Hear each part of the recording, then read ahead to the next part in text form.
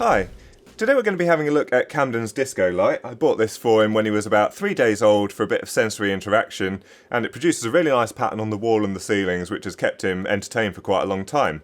I bought this from Amazon for about £20, although there's quite a few of these on Amazon at varying prices, and it looks like as the price goes down you get more and more horror stories. So we're going to open this up and have a look at it on the bench, and then there's one modification I'd like to make to it to make it a bit more Camden safe.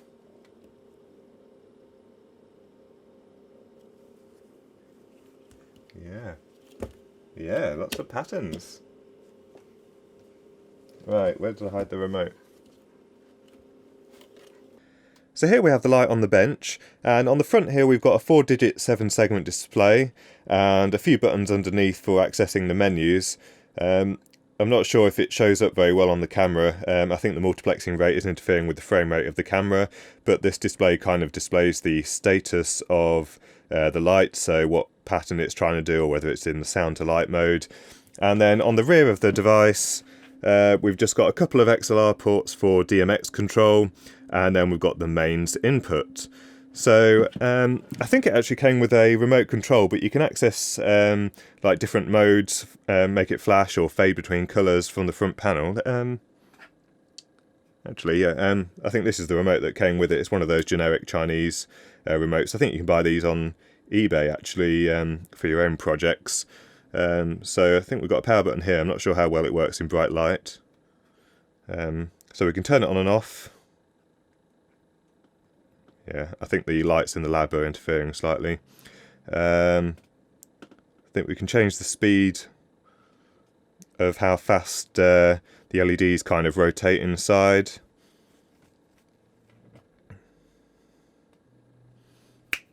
And then we've got a sound to light mode where you can make the LEDs flash with music. I don't think it quite corresponds with what it does. It says red, I don't know what that does. It doesn't seem to have RGB LEDs. It looks like it's got a whole mix, so there's some a purple LED, a white LED, a green, orange and red I think, and they're kind of mixed together. It's quite a nice visual effect, but doesn't really correspond with what it says on the remote control.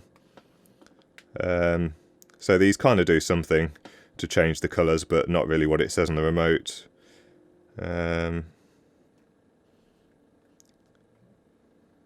And then we've got various flashing modes, or the fading in and out, and more of a strobe light type thing. So anyway, Camden really likes this. It's a really nice visual effect. We normally have it on the kind of gradual fading on quite a slow setting. Can't remember how it was set, but I mean it's quite calming when it's on some of the non-flashing modes, but it does get quite warm. And I'd be interested to see what's inside it in terms of the main supply. So on Amazon there were quite a few complaints that quite a lot of these have blown up as soon as people have plugged them in, and it does seem that you can get ones of varying quality. So this one came with a proper 13 amp plug and what appears to be a proper mains cable, but some of these come shipped with those 13 amp plugs that have no fuse fitted and some really flimsy looking cable, and one of the reviews said there was some copper sticking out from some of the wires, so people got electric shock and stuff like that. So it is a bit of a case of buy one of these at your own peril. I am hoping to modify this, so I don't really want it running from the mains. I'm hoping that I can just put a DC power jack on the back so that we can power it from a normal power brick, or maybe in the back of the car if we absolutely need to. On a journey. So I'll just whip off the cover and then we'll have a look what's inside. Oh, and one thing I forgot to mention, something that I wasn't tremendously happy with. It looks like this is the power supply board at the bottom here, and it looks like you can access, I can certainly see in there the isolation gap from the mains. So one of these sides is at mains potential, and obviously I can't fit my fingers in there, but you could very easily poke something in there right onto the power supply board. I'm not quite sure why they fitted it in this particular position. It looks like these are for ventilation, but I'd be surprised if the power supply gets that hot. It does get a bit warm in use, and yeah, after it's been on for an hour it's warm to the touch, but let's have a look inside anyway. So inside it looks like we've just got a PCB with the LEDs mounted on there. So there's 6 LEDs in total. So we've got purple, white, red, orange, blue and green. 3 channels, so it looks like the green and white come on together, the orange and red, and then the purple and blue. And that's just on a shaft from a stepper motor underneath, which is rotating this forward and backwards, and I think you can change the speed, you know, kind of how fast this goes round. And it looks like it just interferes with the pattern on the globe here to produce the nice visual effect. And then at the back here you can see we've got the 2 XLR connectors on a little PCB. We've got the mains coming in and what appears to be the switch mode power supply, and then we've just got a PCB at the front for all of the control. So I'll just turn this off and then we'll have a bit of a closer look. And I was just about to unscrew the PCB so we can start having a look at the various parts. This is a aluminium PCB that the LEDs are mounted to, but it's incredibly hot actually, so I thought we'd just have a quick look at the temperature. And that's coming at about 65 degrees or so, something like that. Yeah, I think it's about 65, 66 degrees. So it might be worth just either dropping the current through these LEDs slightly or seeing if I can also fit a heatsink to this. But I'll just turn it off and then let it cool down a little bit, and then I'll disassemble everything and we'll have a look inside. Right, so here we have the guts of the light. At the top left here we've got the switch mode power supply. I'm not sure if this is a universal input or not, but it looks like it's a mains to 12 volt power supply. We've got the board with the XLR connectors for the DMX 512. We've got the little stepper motor here which rotates the LED PCB around. And then we've got an aluminium based PCB here with all of the LEDs on there. It looks like this was originally designed for an RGB set of LEDs, but obviously they've mixed and matched some various colours on here for a bit more of a visual effect. And then we've got the main PCB here with the LCD and the microcontroller and all of that type stuff on there. So we'll have a quick look at the power supply first and just measure the output voltage, and then we'll have a look at the probably at the control board as well. So here's the switch mode power supply board, and it looks like we've got the deluxe model because you know, it's actually a reasonable design. Based on some of the pictures that I did see on Amazon when I was purchasing this unit, there were all kinds of things that were on there. Some capacitive dropper type circuits, and then what looked like PCBs that had just been taken out and cut out of a bigger board and then, you know, just kind of hacked into the case. So this one actually looks fairly reasonable. So we've got the mains coming in on the left. We've got a glass fuse. This wouldn't be compliant for CE marking over here. You need to have a ceramic fuse. But then we've got the bridge rectifier, your bulk storage capacitor. We've got an 8-pin switch mode power supply chip. The top of that's been rubbed off, but it's probably fairly generic kind of switch mode flyback controller chip. We've got a couple of components here, so probably compensation here for the feedback.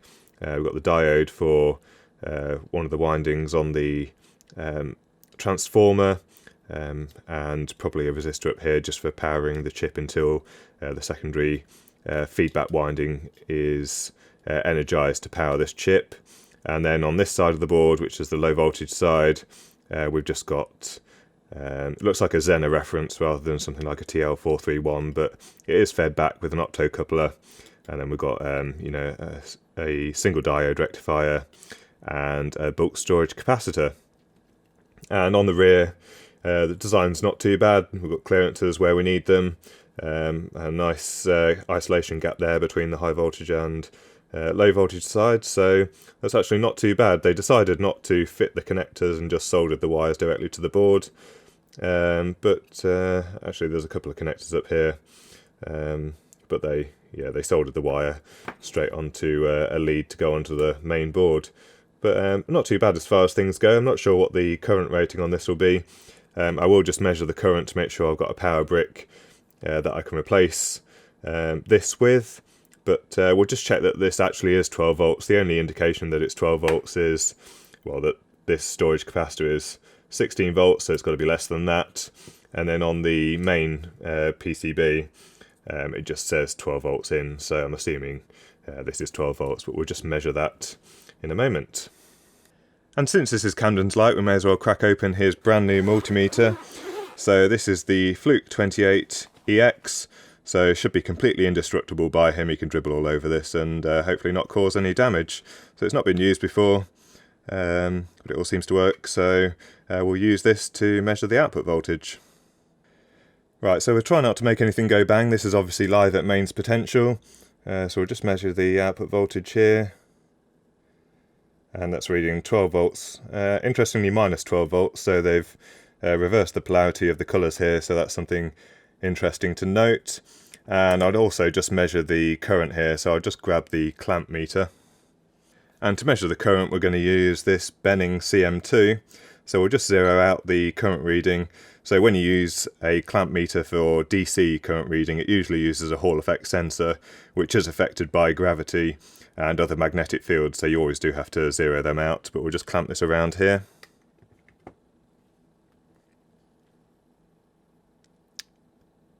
And that looks to be kind of drawing less than 1 amp, probably can draw 1 amp peaks, so I'll just make sure that I've got a power brick that can supply 12 volts at 1 amp.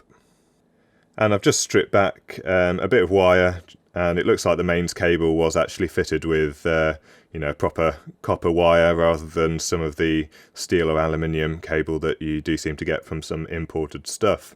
So I may actually keep this cable for another project. And here we have the main PCB. So obviously in the middle here we've got a 4-digit 7-segment display that still has the little plastic cover on it. I might just get rid of that, peel that off. There we go. We've got the microphone on the right here, so this is for the sound to light function. Up here we have a SN75176 differential bus transceiver, so this is for the DMX 512 interface. And then we've got a little 8-pin op amp here, obviously for amplifying, and probably it might have a bandpass filter or something to only listen to the bass, for the microphone so that we can do the sound to light. Up here we've just got a ULN 2003, so that's probably for the stepper motor driver actually. There's no stepper motor chip on here, so this is just to drive the high current output for the mini stepper motor that we've got here. And then we've got a microcontroller here. This is an HD, what is that? I can't quite read it. HD 8007. So this is a 8TC51 based microcontroller. 16K flash, 10-bit ADC, some PWM channels, and a UART obviously for the DMX 512, and then just your standard GPIO and various other functions. Nothing really too outstanding there. It's just a bog standard microcontroller that's kind of good enough for the job. And we've got a 24 megahertz crystal just on the right here. And then we've got the tactile switches for accessing the menus. And then to drive the LEDs, it looks like the PWM outputs from this microcontroller just go into these small transistors here. And we've just literally got some current limiting going on with these power resistors on the left here. In the middle here, there's a 78L05 voltage regulator, so that's stepping down the 12 volts. You can see it coming straight out of this connector, straight into there to power the logic. And then there's a DC to DC converter on the left here, and we've got the associated inductor and capacitors on the other side of the board here. So I'm not quite sure what voltage they're stepping down to here. It's clearly not in a constant current configuration. So they must be dropping it down to, I think there's only ever 2 LEDs on at once, so maybe they're dropping down to 7.5 volts or 8 volts or something like that. So there's minimal dissipation in the resistors here. These certainly didn't feel too warm, so these were mounted at the front of the caseworks, and kind of this area wasn't really getting warm or anything like that. So I think they've probably reduced the total dissipation as much as they can. So the heat must have been coming from these LEDs, and this PCB does get really warm. I think I will add some heat sinking to that. But yeah, I mean, it's fairly standard. The assembly of the board doesn't seem too bad at all here. We've also got the infrared receiver just kind of poking off the top, and that pokes through the globe on the light. But yeah, fairly standard. We've got some connectors at the top which have the 12 volt in. I think this one goes off to the motor and this one goes off to the DMX 512. Interestingly, there's also another header here which on the back is labelled fan. So I may fit a 40mm fan if I can find one. There's space on the casework to hold in 3 screws out of the 4 for the 40mm fan. So if I can find one, I might just stick one in and maybe put a series resistor in it just to slow it down, because I don't want it being massively noisy. But yeah, seems fairly reasonable. And I think we'll quickly just power up this board and have a look what the output voltage on this DC to DC converter is. Clearly, this connector on the back is the connector that goes to the LED board. So it looks like the most positive connection from the DC to DC converter goes to this 1 pin. And then we've got the 3 channels here which go through the 3 resistors, and then some NPN transistors to ground. So yeah, this looks like the positive connection, so we'll see what the output voltage is. So I'll just make sure that I've got the connector the right way around. I've just connected that to the lab power supply. 12 volts in, so that's this connector here. That's powered up okay. And bringing the multimeter into shot, if I can get everything in here. So put 1 probe on ground and 1 on that pin. And there we go, 7.38 volts. That was pretty much spot on. I think I said 7.5 volts. So yeah, that's fairly reasonable.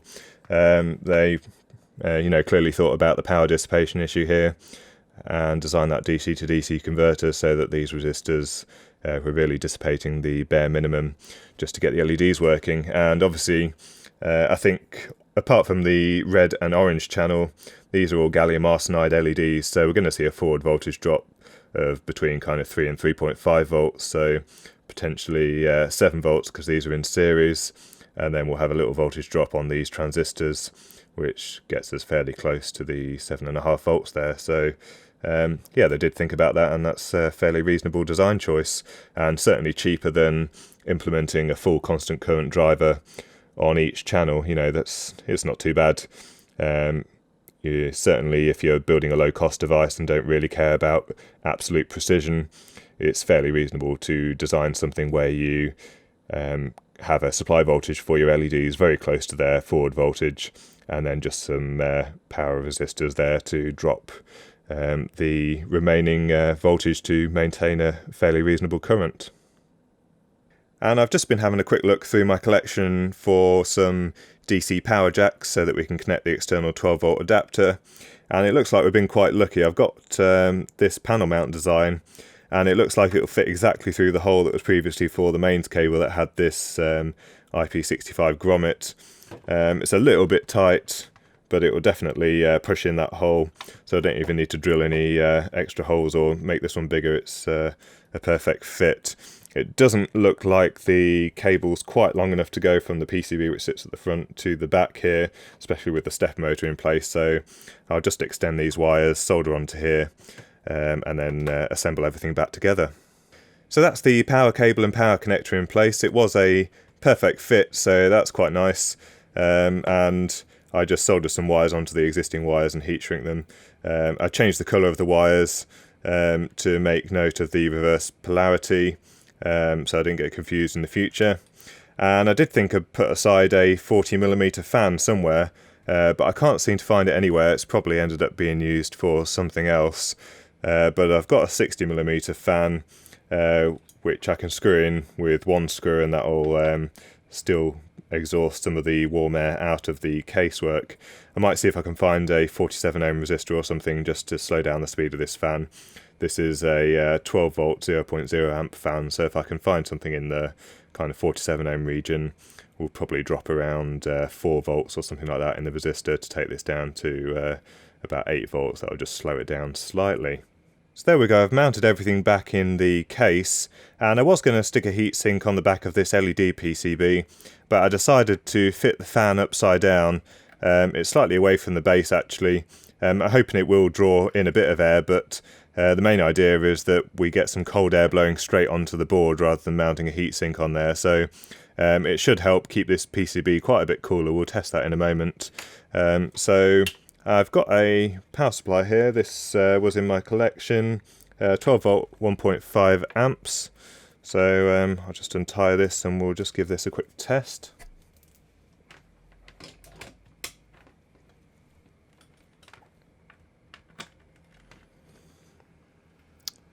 And there we go. It does a little homing routine at the start, and underneath this board, I should have done it before I put the board back in, there's a little screw which comes out from the stepper motor shaft and hits against a post in the casework, just to find like the home position. But I suspect at some point in the future we're going to have a failure, because these cables aren't really robotic grade cables, so at some point this copper in here is going to break.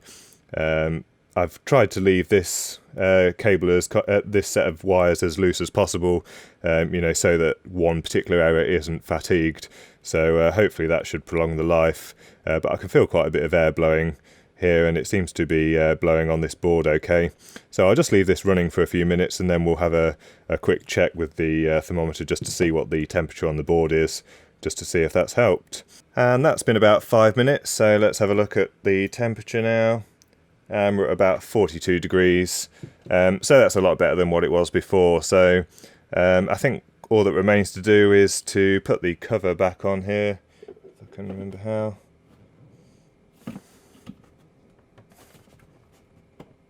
There we go, and I'll just put the screws in and then I think we're done. And there we go, that's the light back together, producing nice patterns on the walls and ceiling. So I hope you enjoyed this video. Give a thumbs up if you did. Don't forget to subscribe if you haven't already. There's plenty more content coming up, so stay tuned. Thanks for watching. Stay entertained with the light. This is what the video is about. Yeah.